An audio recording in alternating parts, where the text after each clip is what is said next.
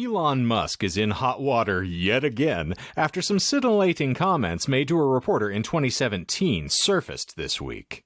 Regarding his vision for refueling Starship, his theoretical interstellar space transport vehicle, he is quoted as telling Boston Globe reporter Penny Pepper, "The two ships would actually mate at the rear section.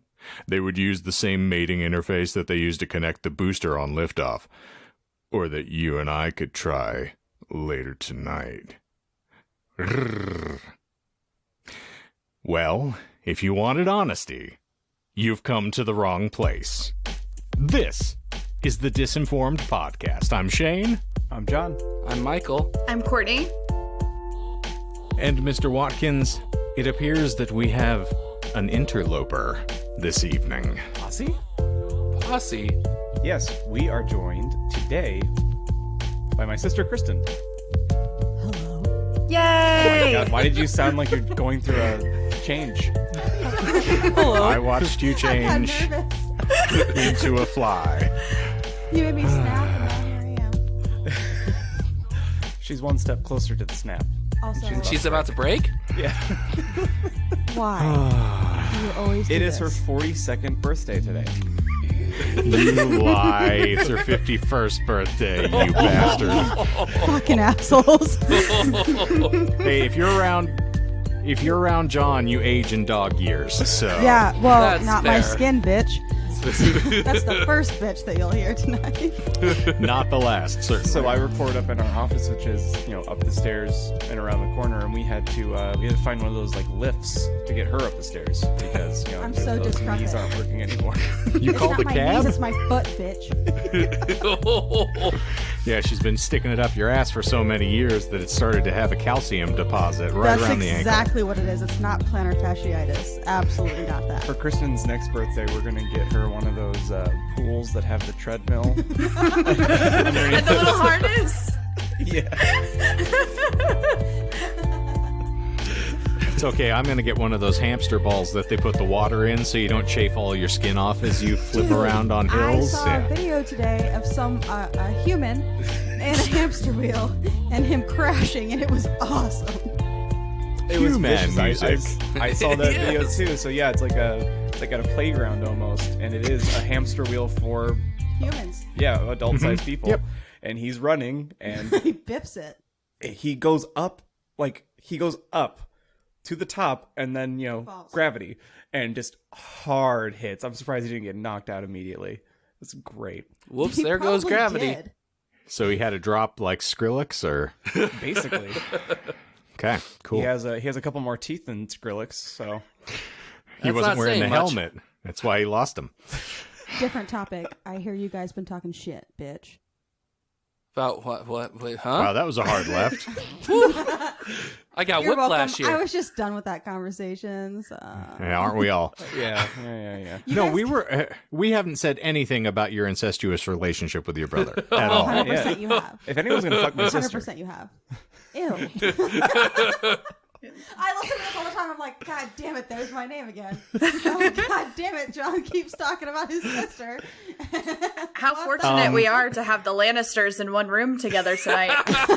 Damn it! Courtney, you fucking kill it. You beat me to the punch.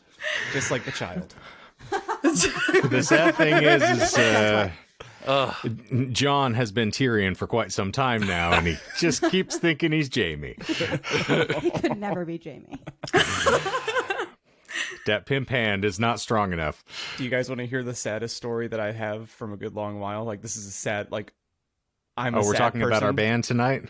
Actually, tangentially, yes. Oh, good. Okay, so I told you guys about the termite problem that we've had, because there's always one thing happening in this fucking house. Yeah, you've been eating wood for years. Well, so we had this huge termite tunnel, and finally got treatment today. We booked the appointment like a month ago. So the dude shows up, and they're treating. It takes like an hour or 2 hours for them to they're doing the whole treatment of the whole house. Just whatever. I don't know why you can't just plug one termite hole. Not important. Anyway.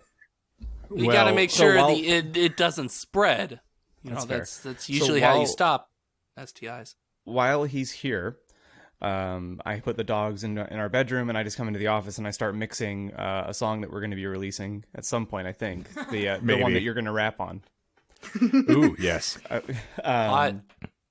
So all this dude can hear downstairs is at this point, because I'm just starting to mix it, is just a kick drum, just a boom, boom, boom, boom, boom, or whatever the hell. He has a question for me. I go downstairs. I answer the question. He's like, "Hey, you making beats up there?"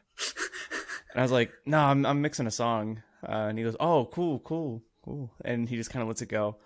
And then throughout the next couple hours, every now and again, he'll be like, "So like, is it for like a reception or like for a party or something?"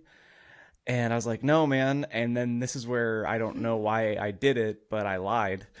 And I was like, "No, I'm mixing someone else's song." And he goes, "Oh." I was like, "Yeah, it's like a side hustle. You know, people pay me money and they send me songs and I mix them." Does he give you his CD? No. And he goes, "Oh man, that's cool. That's really cool. How long you been doing that?" And I was like, "Oh, well, I just started getting back into it." And then after the whole treatment's done, we're settling up, and he has a mobile like card reader, and he's entering in like some of the details. And he's like, "So, am I gonna see your name anywhere? You famous?" And I was like, "If I was famous, do you think I'd be living in a house that had bee problems, termite problems, and then God knows what else happening that I don't know about yet?" And your ignorant ass coming out for a service call? But yeah, so I lied today about something that I legitimately would like to do for no reason. It's not like he was like, asking probing questions on, why I was mixing. Like, he wasn't saying, "Is this your profession or is this a hobby?" But for some reason, it was just a really sad moment for me. And I just felt like I should share that with the people that might care. I don't think it's sad. I think it's fun. So I mean, you were by saying you were doing it for someone else as opposed to yourself, you were kind of cutting the thread on any sort of conversation. "Oh, what do you do? What's your genre? Blah, blah, blah, blah, blah." You were cutting conversation so you didn't have to deal with it. I understand that. Do you do that, Michael? Yes. When people ask me what I study, I sometimes just say I'm in school. Well, isn't physics enough? No. Especially if they're drunk. Then they're like, "Oh, I got a theory for you." I can't tell you how many times people have come up to me with some theory on how the universe works. Seriously, you can't count to 5? I don't have to, so I can't. he's a physicist, not a fucking mathematician. Yeah, I don't need to. Everything is just X for the variable. I don't need to count. Don't you know how quantum storytelling goes? No, he's if I proven pay that. Exactly. If I pay attention to it, everything collapses. But no, whenever I'm at a bar or something and people are like, "Oh, what do you do?" "Oh, I study physics." "Oh, tell me all about it." Or "I got some questions," or "I got some theories." Who wants to hear about physics? Losers. I don't know. I'm just saying. No, that's a fair point. I usually think like, "Oh yeah, if I say physics, it's a dry enough subject." People are like, "Oh, Michael, no, I don't care." We get it. You have the charisma of a collapsing star. Usually that's a sign that people shouldn't talk to me, but sometimes when I say physics and in the way that I say it, people think that means that they need to ask more probing questions. Yeah, think you're like smarter Olivia than you are. Newton-John too? You know what it is, Michael, is you just look really sad and lonely, and they just feel bad for you, and they want to talk to you. That actually makes sense. Is that why It your really girlfriend does. talks to you? She doesn't talk to him. That's What is this? yeah, Okay. she doesn't. Yeah, no. let me rip this Band-Aid off, and then maybe we no. can just do the show. Oh, maybe? Or This maybe is a I'll, show? I'll shut up. Is what We I'm have a trying to show? say. We might, Oh. despite our best efforts. Yeah, because you've been the one that's talking, John. Yeah. Right. Kristin and I have a tradition on our birthdays, and we go to Arizona Wilderness, and they have like a $3 big mug of beer, right? And we've done this for many years now, so we're on our way there, and we're talking about this moment that's coming up, us recording the podcast tonight, because I've been really excited about it. And we started talking about you, Michael. Because, Why? I don't talk about me. Because Why would Kristin anyone was else? saying that the only reason she really wanted to be on this podcast is so that she could be just as mean to you as you deserve. And that brought up the conversation of, why are we mean to Michael?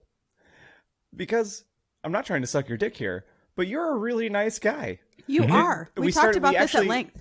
Yeah, we talked at length about how nice of a person you are because you are genuinely interested in talking to people with differing opinions than your own. And you want to probe and you want to understand why people think the way they do. And I just want to take a quick second to say that I really do appreciate that about you. So no matter how many times I drag your dirty, bloated dick through the dirt, just know that underneath it all, somewhere, deep down in my heart, I kind of respect you. Also, I never would ever think of being mean Sorry, to I was trying to go with the Shut bit. I'm the sorry. fuck up, Michael. Thank you, Shane. And I'm I sorry. take my Yeah. compliment back. See, I was about to say something nice. When I have seen you in person, I would never be mean to you. But after listening to the podcast, I feel like I have to.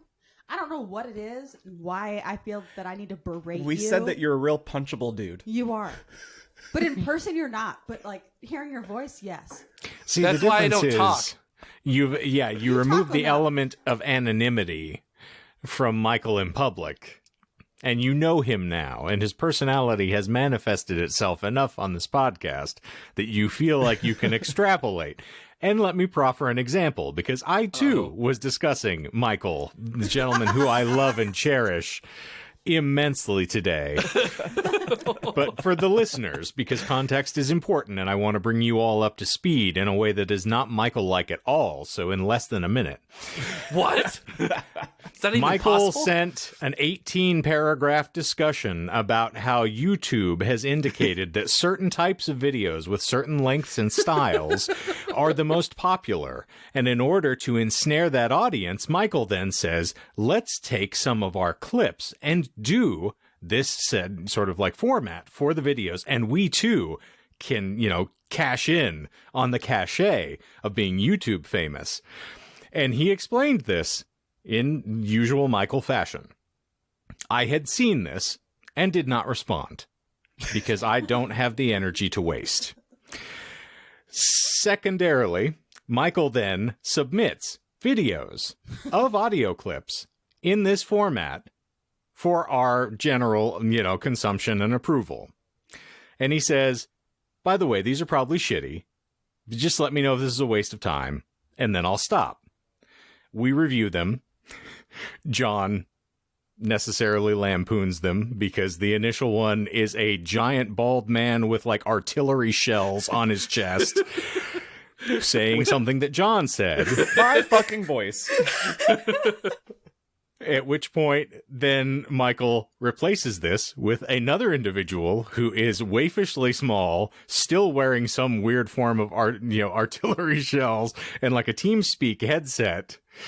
But his hand is moving now because I it's saw that one. animated. Satan bad, sex work good.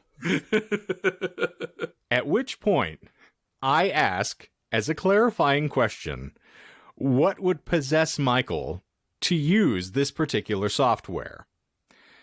Michael then proceeds to re-explain that entire 18-paragraph motivation for why he elected to make this type of video, rather than simply fucking responding to the question that I asked, which is, why would you use this particular software? He also linked a YouTube video, like when he was originally pitching this, and I didn't look at how long the YouTube video is, but I know just from Michael's like track record that it's probably like a 45-minute fucking like deep dive on why that shit is potentially okay. Like, I don't trust those videos. I'm never gonna watch those videos because it's like, here's how to be YouTube famous, uploaded from like, it'd be like if we uploaded a video on how to be YouTube famous. Michael, get on that. This is why you get salted. No, he actually. Okay, I'm not Now, going I to will defend let you. it. I'll let you defend yourself here in a moment. Okay, But the okay. reason that the discussion came up is that I then had to call over superfan Steven, as we had been discussing, elements of the podcast and things that he appreciated. And I said, this is why Michael catches so much heat on the show, because these are the things that occur behind the curtain that we then never really illustrate or bring to light, that we just get to deal with. And then they occasionally manifest on the show.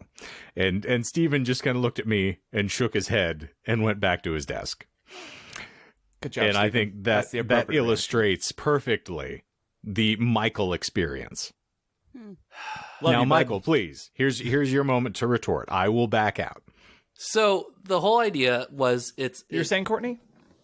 Oh, yeah. I was just going to say, I knew who Michael was for a whole year and didn't bother to know his name because he was just the Howie's Pizza guy. So, Oh my god. That's fair. No, that is understandable This is the best because thing. everyone at the bar referred to me as Howie's guy.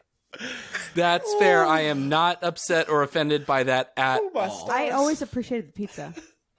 Exactly. So when I would bring in pizza, people would know me as Howie's guy. When people refer to me as Howie's guy, I'm not offended. Furthermore, Oh, and I've contributed to this podcast with you for 2 years now. I've never seen slice one of that goddamn pizza. That's fucking rude, Michael. Eh, Give him Yeah. pizza. I think I promised at one point or another that You I would did. bring you pizza, and I did Empty not. promises. And this is when we were recording in the same room at your old place. Yes, that is true. And That you were is coming true. directly from work to record. That is also true. Wow, this is so rude. I'm You owe him a big sausage pizza, my friend. not that Big sausage pizza. No, Or maybe little, I don't know. from Dick's. You haven't. You haven't confused me well enough. Okay, well, Michael, you have your chance to retort now. Okay. that I've derailed you, so defend yourself. The whole idea. So the YouTube video Please is only don't 20 explain the minutes. video no, again. no, I'm not Please. going to. 5 minutes or less. The idea is that 5 minutes. I can do less. YouTube Shorts. We know. I've thought about this because I've been told this, so I've practiced getting this down to a 5-minute thing. YouTube Shorts are like TikTok. TikTok popular. YouTube Shorts popular. Get on that. YouTube Shorts. So we have plenty of clips out of context, pretty hilarious. Like John saying earlier, sex work good, Satan bad. That's kind of funny with no context. Is it? Kind of. Okay. Kind of funny. So I figure, well, take that clip, make an animation out of it. It might get 1 subscriber. That's a significant increase considering the number of subscribers we have on YouTube. So I'm Seems like, a lot why of work, not? though. It's honestly, I spent a good chunk of the day today doing that, and I thought it was fun. If you're having fun, far be it for any of us to tell you not to do something. Exactly. But still doesn't answer the question of why you chose that particular animation style. He did eventually So, address okay. that. Yes, but So I'm I'll- saying It here. took 40 very years. quickly. No, but very it got quickly. there. I used Source Filmmaker. Source is based off of from programs from Valve. Valve owns Steam. If you have a computer and you've played video games, you've used Steam. Steam is pretty much, they make Half-Life, they make Team Fortress 2. Source Filmmaker uses those models, and you can pretty much make videos out of it. That was That's it. actually pretty fast. Yes. It still doesn't explain why you chose to use that. I don't care what it is. I don't need to know how the fucking watch Why works. heavy Why artillery? did you buy it? Artillery. I already knew how it worked. I've watched plenty of videos made. I've watched plenty of videos made by the watchmaker. We've now Here, let me 40 try minutes and- into this gotten my question answered. I was going to say, let me try and fuck. rephrase the question. So you know how to use this and you're almost comfortable with it. What Shane is asking is why those, if you could choose any set of characters or any set of animation style using that software, what made you want to make us look like, gosh, I can't say this. Play-Doh characters from like the early Yeah, knots. like why did you make us look like budget Fortnite characters? Ooh. I'll have you know that Team Fortress 2 is the original, was it Overwatch people? So Listen, that's we a all little like bit being different. perpetual virgins, but it's because I already appreciated the technology that was used in it. I will improve my technique and well, not thank you use for those using characters. the heavy water of video editing software. The funny part is the first character that I use, his name is Heavy. He is the heavy weapons guy. So All right. that's funny. Anyway, hey, I'm going to steal a show real quick. Please. So, And me. Shane, John showed me Jesus Christ the other night, Mm. and we're getting towards the end of the song, and I told him that there was something that needed to be changed, and he said I needed to mention that to you because you said the same thing. there was a particular note Yeah. that was off-putting. I hadn't Yeah. made the edit yet, and we were listening through, and Kristin was complimenting it, and then she said, "There is one part though in the outro that sounds a little weird," and I was like, "I think I know what you're talking about," and we soloed it up, and she got to hear firsthand what we've talked about off air a bunch of times. I was And gonna made say- the adjustment in the room. I actually showed her. I was like, "Hey, here's how you do this automation edit," and I made the automation. I was like, "Let's listen back." She goes, "Infinitely better." 100%. Speaking of automation, I have an interesting dovetail. So I received a phone call at work today for someone who just needed to come and collect something. They could not get into the building because we require a badge in order to access at this point. Okay. I spoke with her on the phone, met her at the door, and escorted her to the front desk. As we are walking into the building, she says, "When you were on the phone, your voice is just so smooth that I thought I was talking to a machine." I feel like What- I read audiobooks. At What which kind point, of robots has she been listening to? my response was like, "It's fine. I've got difficulty being mistaken for a human being in most of my general interactions, so it's okay. I understand." I used to do the movie phone thing.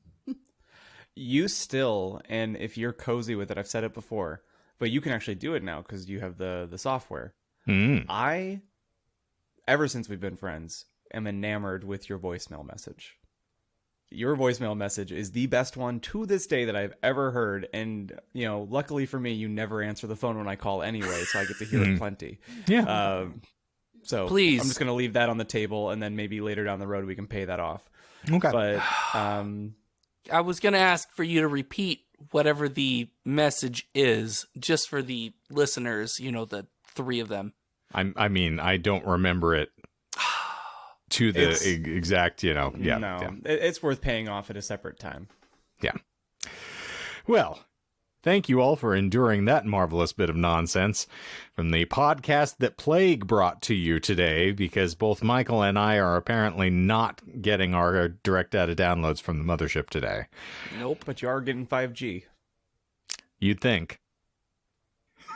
Well, for the uninitiated amongst you, including, Kristin on a semi-uninitiated basis, what we typically do here, as she lampooned earlier when we were having a quick conversation, is we will dive into a random esoteric topic, and in the course of explaining it to one another, we will lie occasionally, just to make things interesting. It is then incumbent upon the co-hosts of the podcast to ferret out those lies as they hear them, sort the facts from fiction, and then, of course, bring us to an abrupt cessation where no one wins because the points do not matter and we are all certifiable losers. Yes.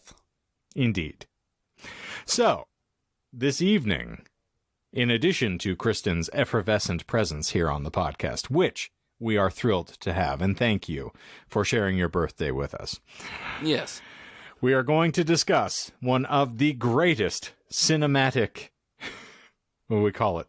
Foibles, faux pas, Yes. clusterfucks Both. in the holes of human history, All of the above. in an episode entitled #Walrus Yes, or Argo Tusk Yourself, or I Tusk Myself. How about every time I listen to this podcast, I tusk myself? It's pretty appropriate. I like Argo Tusk Yourself. Yes, I tried. So, as we get started, I will indicate that there are 4 lies contained in this episode, which has become the running theme for the past several weeks. What, 4 lies? 4 lies. Any questions before we start? Am I going to know all the lies because I've seen the movie? No, Same. Okay. certainly not. I'm very excited. As well you should be. I've been waiting for this episode for a month now, so I know, and I'm sorry to have cucked you for so long, but what are you I going kind to of do? liked it. Delay gratification is a beautiful thing. Oh my god, that's so good. Michael's been doing it for nearly, 30 years now, so... He's going to nut so hard when he finally does for the first time. It's going to be a fire hydrant, man. Going to blow a hole through the poor girl's chest. Which Unfortunately, I have a feeling it's just going to backfire. It's going to reflect. No, if you've ever watched them implode a building, just his erection's just going to fall back into his body. Was he the heart of a dark star? Yes. Good old Neutron Michael over here. Hey, it matches the hairstyle. Oh yeah, I it's got a back to big normal. brain. Okay. All right. Here we are. Tusk is a 2014 American comedy horror film written and directed by Kevin Smith, based on a Lie. story. I'm just kidding. She's getting into the heart She of it. beat I love me. Oh, if only Ooh. At least people would watch that. I'd pay to see it. Well, everyone would. Hell, let's try to Sorry, run beating I'm him so right sorry. now. No, please, got that's what excited. you're here for. It's part of the fun of the experience. Everybody gets to join in. Everyone gets to call bullshit within one sentence of Shane talking. It is based on a story from his Smodcast podcast. The film stars Michael Parks, Justin Long, Haley Joel Osment, and Genesis Rodriguez. The film is the first in Smith's planned True North trilogy, followed by Yoga Hosers, and eventually to be concluded with Moose Jaws, which has yet to be filmed. Wait, hold on. Haley Joel Osment was in it? Yes, Oh, I did not know that. indeed. Okay. And John wouldn't know either because he's not seen The Sixth Sense. Oh, he's the friend. He's the kid. He's the little kid. Yes. Mm-hmm. No, Oh, yeah, yes, the in friend Tusk. of the podcast. Yes. Yeah, mhm. yeah, yeah. All right. Here is the plot. For those of you who have not seen this film, this will be, 80% of the fun. Also, anecdotally, I didn't sell this movie to Becky when we were first dating. She Please. still hates it. She'll never watch this movie again. I don't blame her. I told her it's a movie about someone getting turned into a walrus, and she thought that meant it was someone getting turned into a walrus as of by magic. Mm-hmm. Yeah. But not what's going to come up next. So the running gag in my relationship is trying to get her to rewatch it, and she legitimately, it'll cause a fight if I have it on and she's in the room. John told me on Sunday, hey, if you tell Becky that you want to watch Tusk for your birthday, I think she'll do it. And I was like, I'm not going to be a party to that. And we told Becky that, and she said, fuck no. I did not. I told her what John told me. Anyhow. On that same run, our bandmate Sam agreed to go with me, and she was actually very gung-ho because it was an indie movie that was going to be released, and so she was going to see it, and I don't think she was fully prepared for what she was going to be met with. And then we doubled down on that, and we went and saw Yoga Hosers together as well, which I'm fairly certain just, ruined what little respect for me she still had as a friend and bandmate. Anywho, so here's the plot. Best friends Wallace Brighton and Teddy Kraft host the popular podcast The Not See Party, where they find and mock humiliating viral videos. Wallace flies to Canada to interview the Kill Bill Kid, an internet celebrity famous for severing his leg with a katana. Upon arriving in Manitoba, Canada, he is surprised to learn that the Kill Bill Kid committed suicide. Which probably is a great time to include a trigger warning if I were a Triggers. sensitive and considerate individual. Ooh. Obviously, I am not. So, my apologies. Anywho, upset that he flew to Canada for nothing, he decides to find another person to interview. He subsequently finds, and that is subsequently, Michael, I gave a thumbs up. Idiot. bless you, finds a handbill from someone offering a room in his home for free and guarantees of hearing interesting stories. This is very well written. Intrigued, he arrives at the mansion of Howard Howe. Howard Howe. A retired seaman in a wheelchair. Howard tells the story of how a walrus... How Michael could not get through that sentence. I'm sorry, Kristin giggled and I lost it. I was keeping face and then I just saw her laugh and then lean forward and He is a retired broke me. seaman. I'm sorry. Retired seaman. sorry. When you retire at sea, it tickles my fancy. I'm sorry. Well, he does show him a walrus cock at one point, so Tomato potato. it is the baculum of a walrus. You Anywho. put his- Howard tells us the story of how a walrus, whom he nicknamed Mr. Tusk, rescued him after a shipwreck. Wallace passes out from a secobarbital-laced tea that Howard made for him. The next morning, Wallace wakes up to find himself strapped into a wheelchair with his left leg amputated. Howard not only reveals that he can still walk, so he does still have his sea legs, but lays out his plans. He intends to fit Wallace into a perfectly constructed walrus costume in an attempt to recreate his old friend, Mr. Tusk. After Wallace sends a voicemail to his girlfriend Allie and his friend Teddy, Howard knocks him unconscious. This is also where the famed line, "I don't want to die in Canada," is issued. I don't want to die in Canada. So marvelous. Now aware that Wallace is in danger, Allie and Teddy fly to Canada.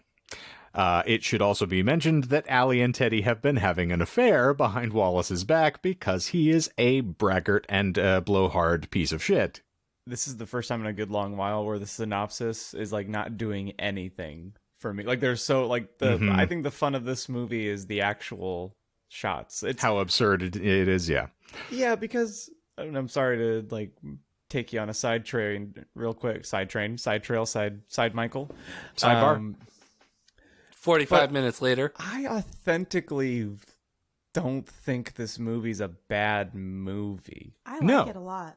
Mm-hmm. So like it is a quote unquote B horror just because of the premise, but in the execution it has heart in a weird way. It's very artfully shot, and the acting, it's there's some tour de force performances. Michael Parks is an absolute revelation, and for those of you who are unfamiliar, the man is an absolutely brilliantly skilled actor who's famed for an array of roles in Quentin Tarantino films, specifically the Sheriff Earl McGraw that is featured in the Tarantino penned From Dusk Till Dawn, and then makes recurring roles in Kill Bill and Death Proof, and he's absolutely fantastic. So, but he is brilliant in this movie, as well as Red State, which he starred in prior to this. Yes. I need to rewatch that, by the way. I haven't seen that yet. Absolutely fantastic. Yeah. And Park's son has now gone on to star in several Smith films and was, of course, a hell of a driver named O.B. in our podcast's favorite film, The Hateful Eight. I figured you did not know that, John. I did not. I want to That is a nice include little that tidbit. And that's for the not a lie. Tarantino aficionados amongst you. Ooh. Anywho, we've digressed. I want to try to get through this because, again, you do need to see the film if you really want to do it justice. Very similar to, of course, Velocipaster and Thanksgiving before it. The telling does not do it justice, without question. So, back at the mansion, Howard continues to mutilate and alter Wallace, to whom he tells his backstory. A Duplessis orphan, he was physically and sexually abused for years by the clergy who fostered him. He sews Wallace into a walrus costume made of human skin, complete with tusks made from the tibia bones of Wallace's severed legs.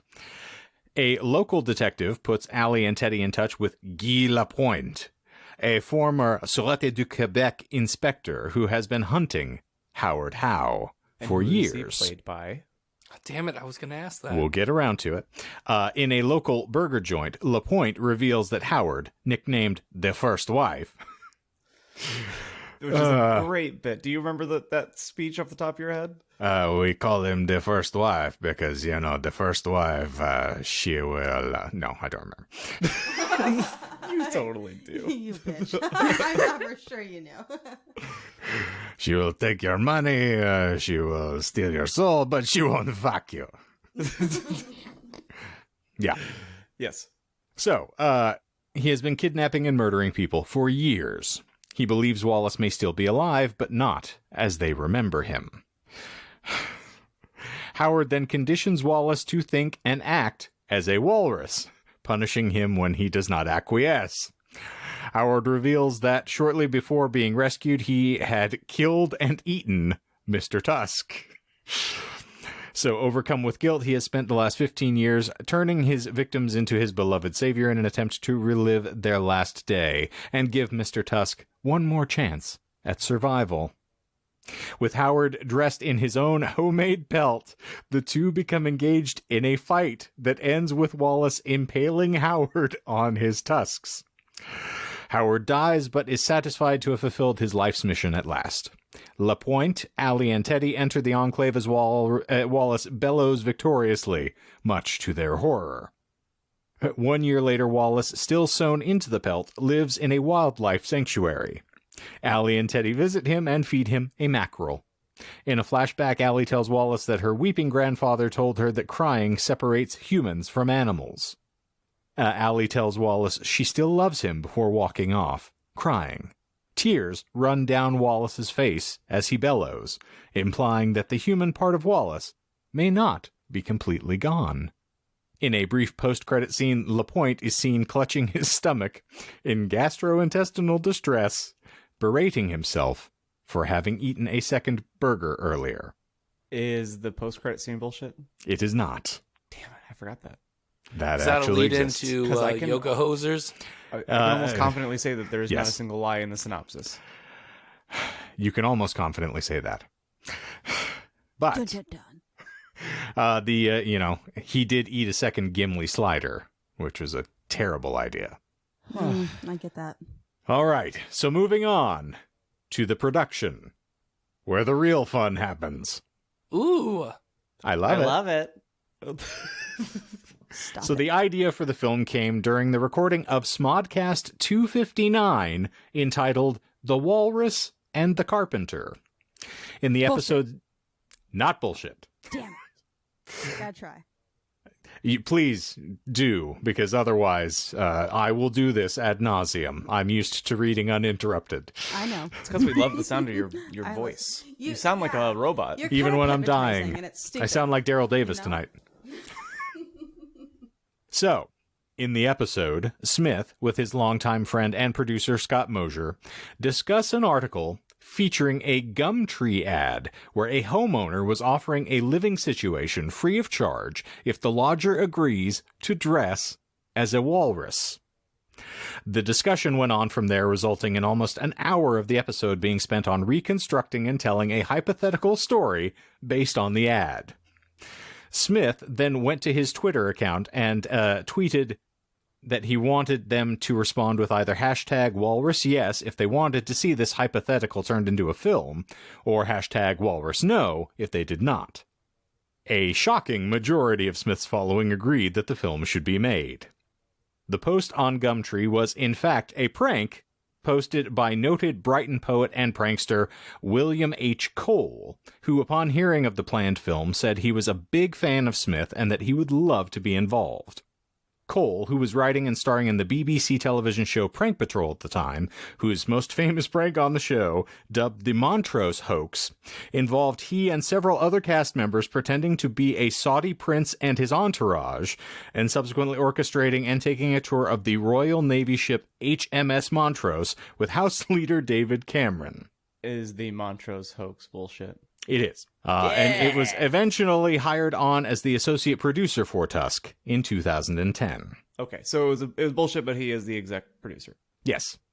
So Smith has joked, I could have easily just been like, oh, that was a stupid stoner idea that I won't follow through on. But, I don't know, there seemed to be a lot of nobility in taking a stoner idea all the way through to fruition. That's yoga hosers. Luckily for Smith... What was that? Said that is actually yoga hosers. We'll get there. Yeah, okay, sorry. Luckily for Smith, the cast he assembled was equally enthusiastic about the film, even though some didn't know what they were getting themselves into when they signed on. A la Sam. Indeed, the film's lead, Justin Long, revealed that Smith never mentioned anything about a walrus in his initial letter to the actor. Is that bullshit? Nope. Fuck. I can see that. The last thing that I knew that Justin Long starred in was Drag Me to Hell, Which is a was phenomenal So good. movie. Sure. Did you watch it? Does your big brain understand big concepts? Yes, Did you I watch didn't- it? Yes, I didn't Did you like actually the ending. watch it, or did you Did you just fall fast asleep? forward? Yes, I actually watched the end. I watched the whole thing. Wait. Hold on a second. You watched a movie? Yes. That's the real amazing part here.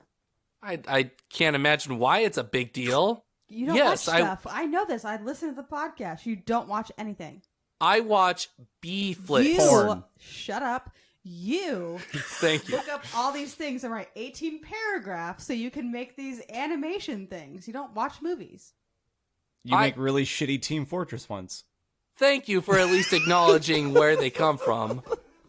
But no, I've watched B flicks. I've watched like the old, like I've watched Birdemic. I've watched those Awesome. CB So Shane, rated you flicks. were saying about the topic at hand? Who is this Birdemic you speak of? We're living in a panorama right now. It's a teaser for a later episode. This awful panini that promise. we're all in. The Panoramagram. We're in the middle of a Panda Express. Subsequently. So, Justin Long had never had it revealed that there was a walrus. He said he described it as a character study between two people, Long said. Fucking asshole. As he had loved working with Smith in the past, after reading that Parks would be co-starring, he knew he was going to do it regardless of what the script was like. He really tested that theory when I read it, he laughed. I was like, what? I turned into a walrus halfway through?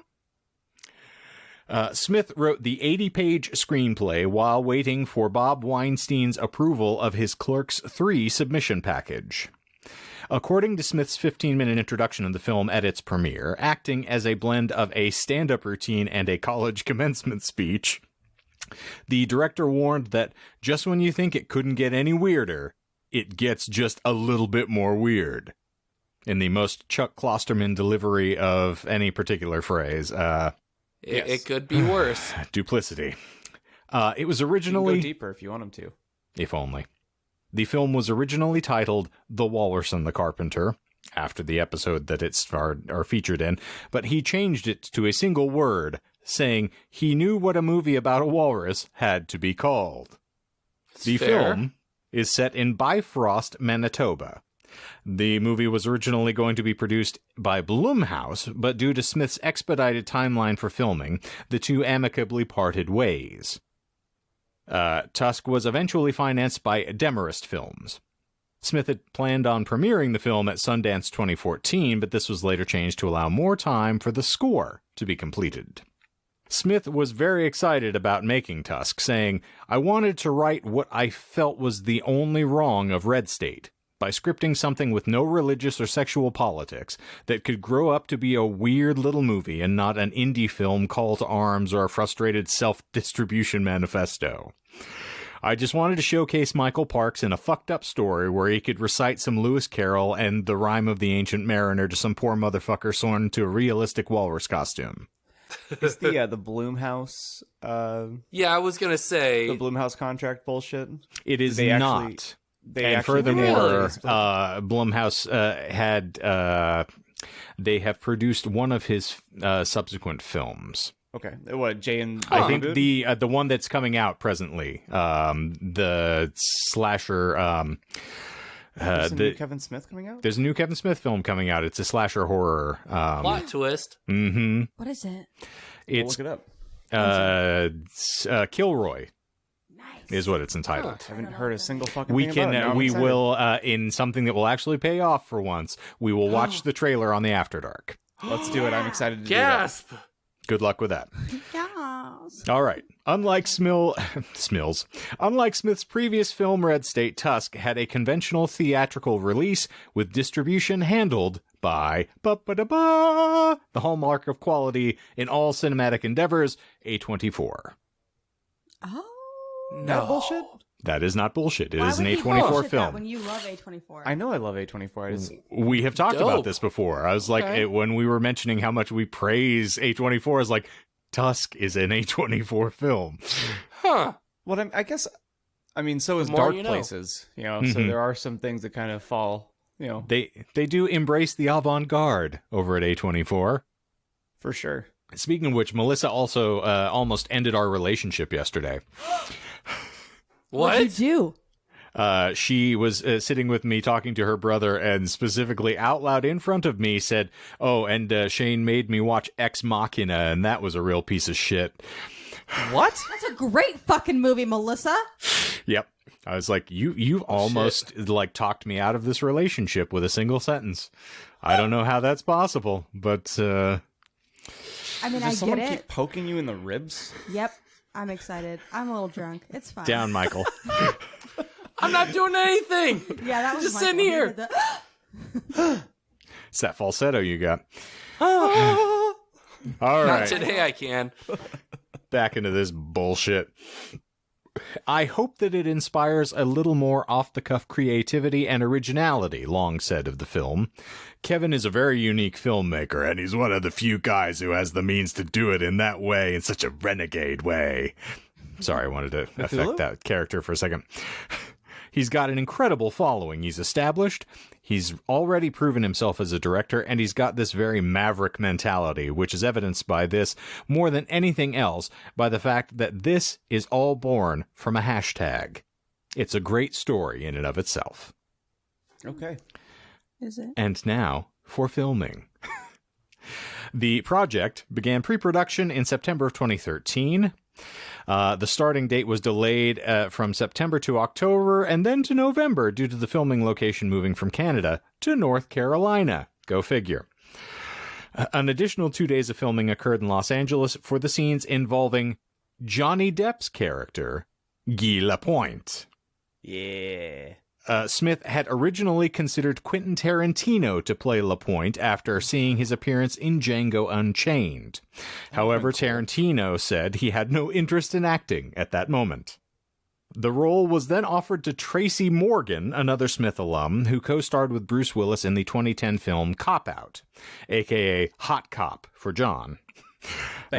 Morgan was unfortunately forced to pass on the production, however, owing to conflicting filming schedules in the final season of 30 Rock and the Chris Rock penned and directed feature Top 5.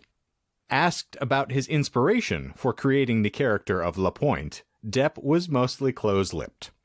His main inspiration, he claimed in a very brief Hollywood Reporter interview, was the candy-colored clown they call the Sandman. What? That makes sense. Sounds legit. With Well, that to be fair, said, he was being beaten by Amber Heard at the time, so He also Oof. does not want to be... He is credited as Guy Lapointe. Johnny Depp does not star in this movie. It is Guy Lapointe as Guy Lapointe. he doesn't want to Really? be affiliated. Yes, so he is not credited ever as portraying that role. It is Is there- literally his best role he's ever been cast. Is there a reason why? I don't know. Because it's disagrees. ridiculous. Oh, I mean, is he credited this like this way in Yoga Hosers? Yes, he is Huh. as Guy Lapointe. And Yoga Hosers, I understand. Well, I mean, my only caveat to that is that his daughter is in it. Mm-hmm. So I would be like a little confused as to why, like, maybe his daughter is credited, but he's I like not. how you're trying to so- turn this into some fucking QAnon conspiracy. No, I'm not. I'm genuinely curious as to why he didn't accredit himself. It's just absurd. The just watch his role is role. absurd. Yeah. His saying the role is absurd, and yeah, everything surrounding this is just a little off. Huh. And his So. appearance, like his character makeup in general, you do like a quadruple take to figure out that it's Johnny Depp. At a He certain did. point. He asked for a prosthesis that would look like a dick for his nose, and he insisted there is a giant blue vein that runs through the middle of it so that it closely resembles a dick. They did a really good job. Yeah. That doesn't seem too out of left field for what I know of Johnny Depp. For the man who played Hunter Thompson, yes. Well, let him know that Yes. we really like his work next time you hang out with him, considering you guys are such close friends. Yeah, Mike. Exactly, yeah. So, with all that said, the cast raves about the emphasis that Smith places on performance. Genesis Rodriguez, a co-star in the film, was intrigued by the focus that the script placed on the actors. It was an actor's movie, first and foremost, she said. Fun fact about Kevin is that he doesn't yell action. He says, "Okay, kids, have fun." And that's it. That's So- bullshit. Nope. What? He says, "Okay, kids, have fun." And that's it. So you kind of have to have fun and enjoy the moment and just enjoy the scene. It's really refreshing. Smith was also quick to back up his cast, saying that they treated it all with professionalism. They thought that it was Argo or something. And the performances they gave were so goddamn earnest that it takes all this drivel and elevates it to something that's really, utterly watchable.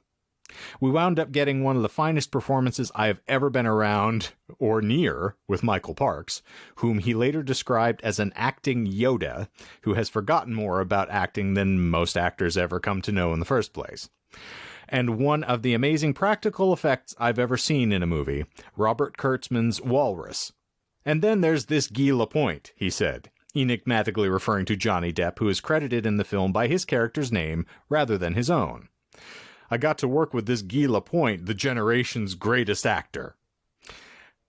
Given the somewhat gruesome nature of the material, you might assume that the set had immense potential for interpersonal tension. I mean, there's people having their legs amputated, being turned into walruses. Yeah.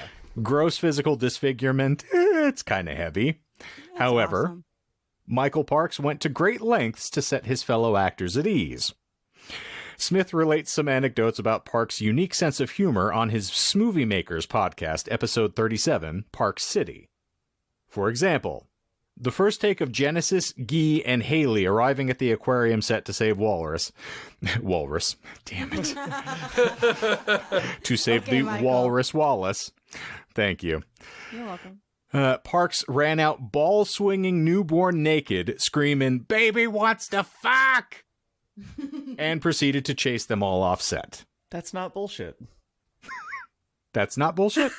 I'm not Was calling that bullshit. Was that a question? You're not calling bullshit. I'm Okay. not calling bullshit. I'm glad you clarified. I am calling bullshit on him being butt-ass naked. He wasn't butt-ass balls naked. back. He was ball-swinging newborn naked. Sorry, that's a fair. That's difference. Important to say. Very yes, different. yes.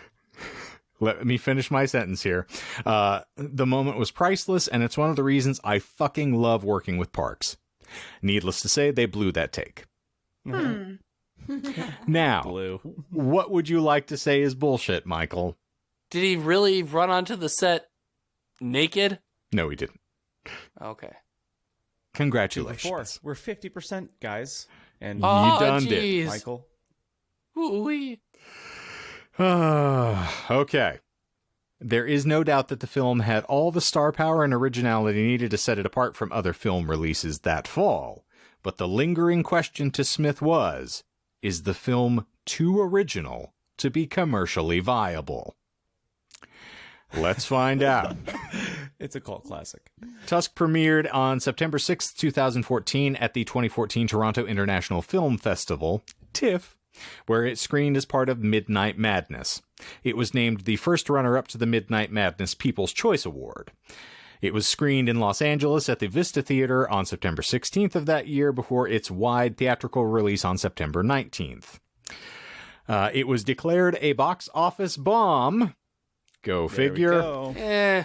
Earning only $846,831 from over 602 screens during its opening weekend, debuting in 14th place at the box office. At the end of its run on November 13th, the film had grossed $1,826,705 in the domestic box office and $21,000 overseas for a worldwide total of $1,848,317. That's so Now, much. I know this is asking a lot in the moment, Mhm. but do we have context on what, like, a well-performing movie would do? Like, if I... Michael, It's less than 4 million, John. hold on. My question is, how did they make money from it? I'm fairly certain that their costs were fairly low. Okay. I think the production value was probably less than $4 million, if I recall. It was probably less than $2. Okay. Okay, As so long as they made money from it, I consider that a success. What I was asking was context. So let's... Here's the top I don't three. know what the top grossing films of that weekend were. Well, You don't know the just 13 doing- movies that beat it? No. I'm doing... For that one just weekend? I Googled highest grossing movies of 2014. Mhm. So the top three Give it. and the numbers. Number 1, Transformers: Age of Extinction. Oh, God. Over $1 billion in the box office. Trash. Woo! The Yeah, Hobbit, exactly. The Battle of the Five Armies, $866.6 million. And then finally, yes, thank you, Shane. And finally, at number 3, Guardians of the Galaxy was 772.8 million. So say that number again that Tusk grossed. $1,848,317. I feel like context was important there. Game, respect, game. The film was met with mixed reviews from critics. On Rotten Tomatoes, the film holds a rating of 45% based on 131 reviews, with an average rating of 5.48 out of 10. It's a success. D's get degrees. Exactly. The site's summary reads, Tusk is pleasantly ridiculous and charmingly self-deprecating, but that isn't enough to compensate for its thin, overstretched story. So me. Yes. The Guardian rated the movie 4 out of 5 stars, complimenting Smith as returning to his snarky best. On Metacritic, the film has a score of 55 out of 100 based on 33 critics indicating mixed or average reviews. Let's have some interesting feedback here from the Seattle Times. Eric Lundegaard gave the film 0 out of 4 stars, stating Tusk, Whoa. which is based on one of Smith's own podcasts, is the most disgusting and pointless movie I've ever seen. Emphasis on pointless. I think that's Becky's favorite review of a movie of all time. Likely. I add spent more. half the movie sick to my stomach. Yep, I feel like that's real quick. Just backstory on why Becky wrote that review. This was our second or third date. I had just had what I thought was part 2 of a one-night stand with Becky, and it was a Sunday morning. And I was like, hey, before you leave, do you want to like lay in bed, drink some coffee, and eat some breakfast, watch a movie? She's like, yeah, that sounds really nice. And I put on Tusk. Also, I laid such great groundwork down for John No on one their cares. first date. No one And cares. he tried to ruin it with Literally Tusk. no one cares. What? Yeah, no one cares because it worked, but like you almost ruined it. I'm intrigued. Go on. Continue. About what? What groundwork did you lay here? Oh, well, John and I had a discussion before they went out, and I said, oh, she's a girlfriend girl. She's not a one-night stand. She's not going to fuck you and leave. And then John went on their date, and he's like, I don't think that I'm going to tell any girls that you're my sister, because that seems weird. Like Which if I brought get. them back to the apartment. I We're living- get. We're living together I at the do time. get. Yeah. But also, it might be a little Sharing bit bed, more too, I weird might add. that Hot. we never shared a bed. Let that be known to the world, please. They like to fuck on the floor. It's different. We had Yeah, separate exactly. rooms. we less never messy. fucked. Yeah. It hits Fucking better in a that God separate way. damn room. it. I'm Yeah. here to set the record straight. But anyway, John brings this girl home and immediately abandons this idea that I'm not just a random stranger he's living with, and introduces me as his sister. And I convinced John to play her a song, Broad Ripple's Burning. And 'Cause they nothing fucked, s- which I know she probably would have fucked him anyway, but I feel like that sealed the deal. Nothing screams romance about a song of clinical depression. Yeah, but you sing it very well. If people heard it, they'd be like, damn. And I knew that it was a good song for you to sing to her, and yeah, I was right. You literally recorded this song for your anniversary for her. I'm right. You were saying, Michael? Yeah, when she said I'm in the same was room more as you. I will talking beat about you. the separate rooms, one for the sleeping and one for the other business. So that I locked my door at night. That helps. That doesn't sound good. Yeah, you're a very sketchy guy. Were you afraid that someone was going to wander in and try to feed you banana bread while you were sleeping, or? He doesn't know how to make it. I don't know what it would be. It would probably just be bananas, and I don't even know if those are real bananas. see when Kristen that's not a said banana. That's I my don't dick. understand the reference. I get the point. Remember, there was your former roommate offered to bake me banana bread to assuage the fact that she called me corpulent. So, Who's that? Kristen was there for that, I thought. yes, she was.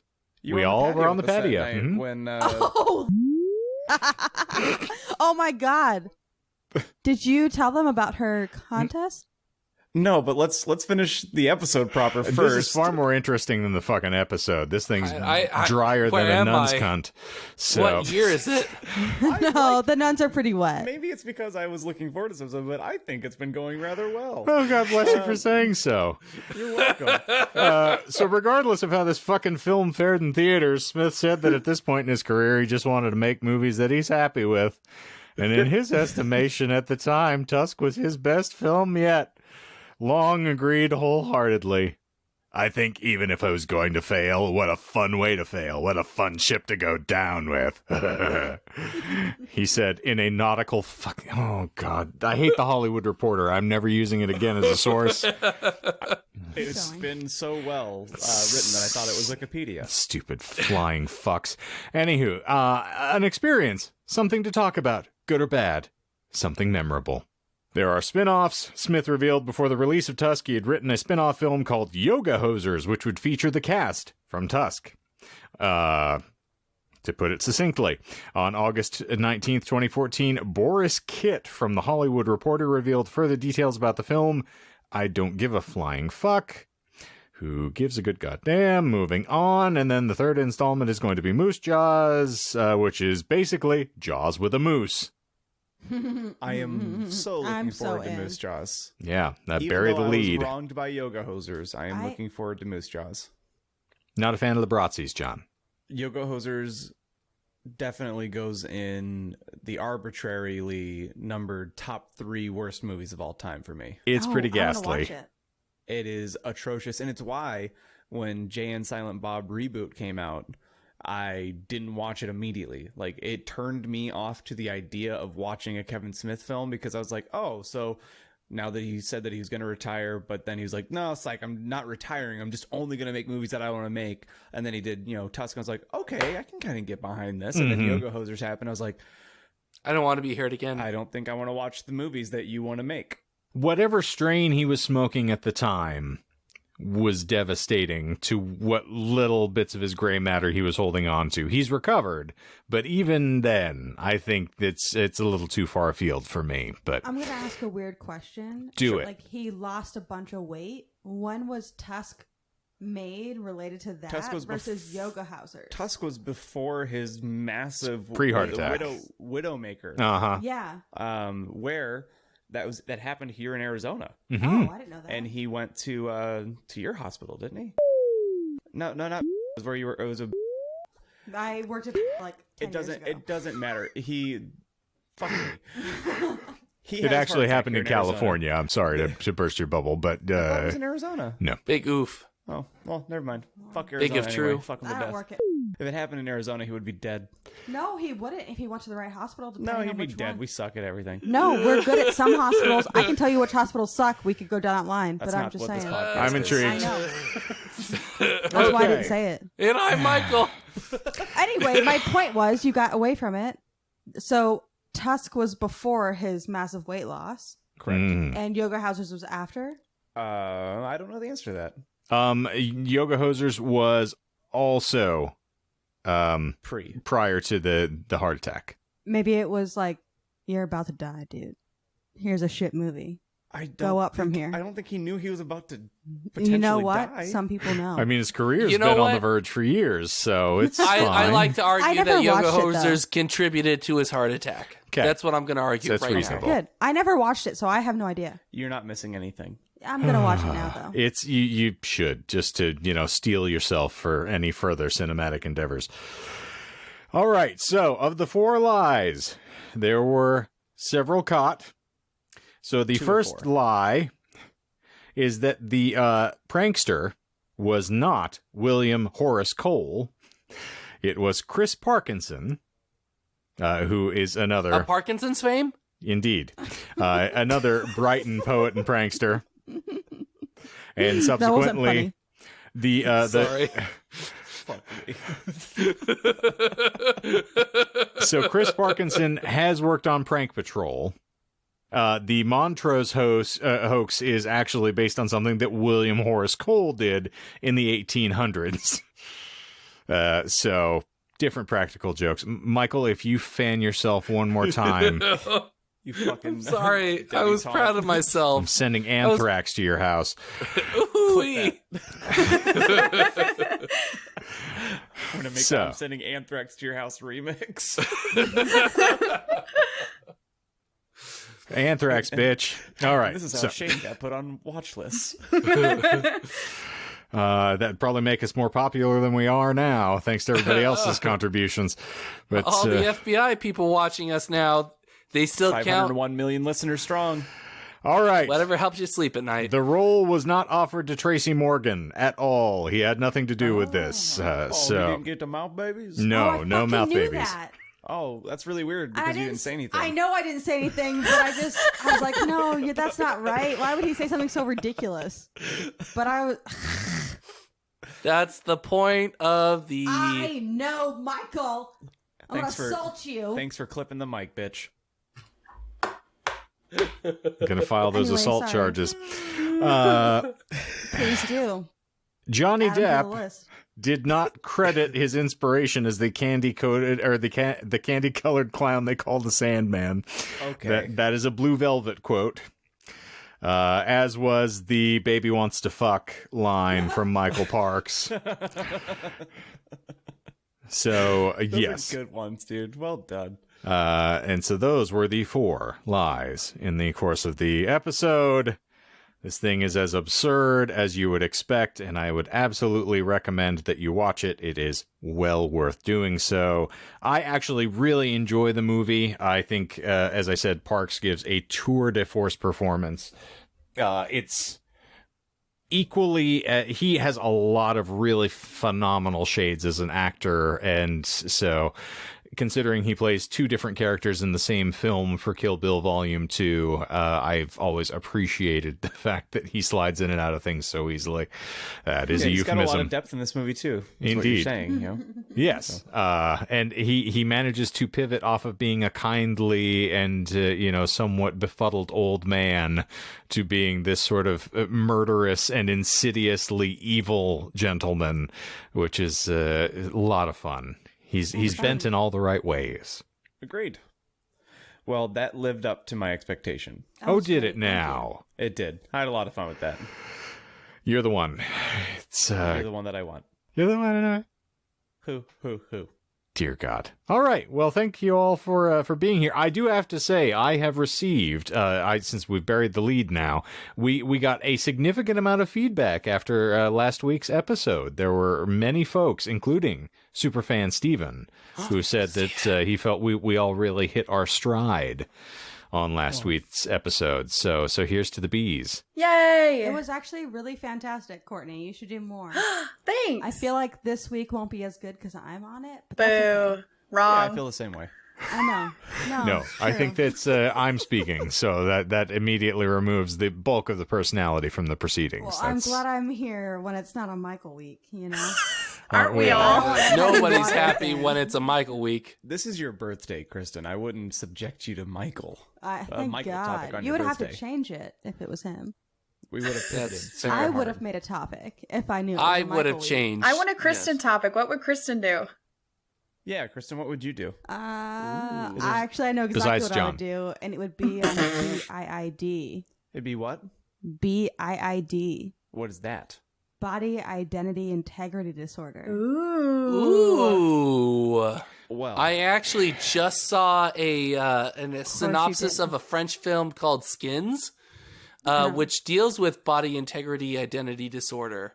Yeah. So that will be that would be an interesting topic. Is this you like can stream that on prolapsing? Pornhub, right? You probably can. Oh my God, their Reddit's amazing. They draw pictures and stuff. It's so good.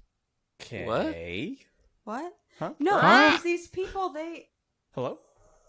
it's very entertaining. I like it. And I don't know why, but I can't stop. Well, you write an Can't episode stop, and won't you stop. let me know when you're ready, and I'll pitch it to the guys. And, Yeah, but I'd and- have to take and a Michael. Wednesday off. and Courtney, I stand by my statement. She's a guy like I'm a guy. I she's get more it. man than I am, so that's fair. Right. That's why she's a co-host now. I 'Cause we- swear to God, I knew all her lies last week, and I was like, these idiots. They're so stupid. Awesome. You guys are great. Everyone except for Michael. If I had $1 for every time I heard that. If I had $1 for every time I wished you'd die. Same. So much money. Well, I'd have so much money for GameStop. I'm glad that you don't have mental illness, Michael. I quit. Okay. Anywho, we appreciate you all being here every single wonderful week. It's really exhausting and excruciating, but I'm sure that you can all just muscle through it, right? This is the joy of my life. This is my greatest achievement yet. This is my Agreed to nightmare. Let me be on. You don't know where I've been. Well, we are also available on the Tubes of You every single wacky Wednesday and fucking Friday. So you can check us out at 10 a.m. Mountain Time. We do weird shit like fan fiction and strangely animated clips for no fucking reason. And it's it's really grand. It's entertaining. We do After Dark, and Chuck Klosterman talks about babies with strength. It's really fun. Michael, you're going to have to give him a good old on that one. No. Sure. I like it. Keep it. Shane's in the penalty box. The YouTube gods say no. YouTube Thankfully. is nothing but a bitch. I agree. That is fair. Yes. So, you can, of course, find fan fictions every wonderful Wednesday. We are going to change the pace up a little bit, as this week is going to be the finale of Crazy Stupid Insane Love. And then after that, we're going to let John finally get his wish. He will have some fan fiction he doesn't have to take part in. So he can just sit and not listen. Or better yet, not show up. It'll be grand. I'm already not there. Yep. He's left the conversation. He's left the Zoom meeting. Zoom. Cool. Anywho, we appreciate you all being here. You can actively avoid us on social media like you have already been doing, and I applaud your efforts. We're on Instagram.com, and it's the fucking Disinformed podcast with an @ symbol in front of it. It's really awesome. We're also at Facebook.com/Disinformed podcast, and on the Twitters at Disinformed Pod. I'm sure you care. I can feel it radiating from your bodies right now. Also, you can I find can Michael's feel it. OnlyFans at onlyfans.com/ Dildo that's not my dildo. Dildo that's not my dildo. Additionally, we are still running the special that Courtney has been mentioning for months now. And that is if you leave us a comment, a like, subscribe on any of our platforms. Any of them. Just send us a DM and we will send you Michael's personal address to do with what you will. Hopefully you're somewhat akin to the BTK killer. Whoa! I bought some used undies that I like to sell to him. You bought used undies that you're going to sell to him? Yeah. Yeah, it seems What? like you added an extra step to that, but I'm not going to give him mine. Since we're on the topic of BTK, we're gonna go hashtag stalking and stockings. But we're happy that you were all here. Yes, please. Anybody who actually contributes money to this podcast as well, I will give you Michael's social security number. And credit card. I don't need it. And for $15, I'll write you a speech For $75, of your choosing. I will staple my hands together. Huh. And for 25 cents, I will eat the money. For 25 cents, he'll eat dog poop. And the money. And I'm Michael.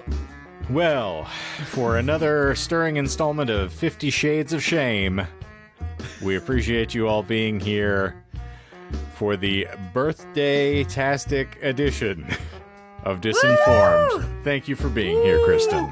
Good job on being born. Thank you for letting me be here and corrupt you all. We Say love weird and shit. appreciate you. So for I the hear that all the Disinformed time. podcast this week, I'm Shane. I'm John. I'm Michael. I'm Courtney. I'm Kristin. All right, now, She y'all. can go deeper if you ask her to. Y'all go tusk yourselves.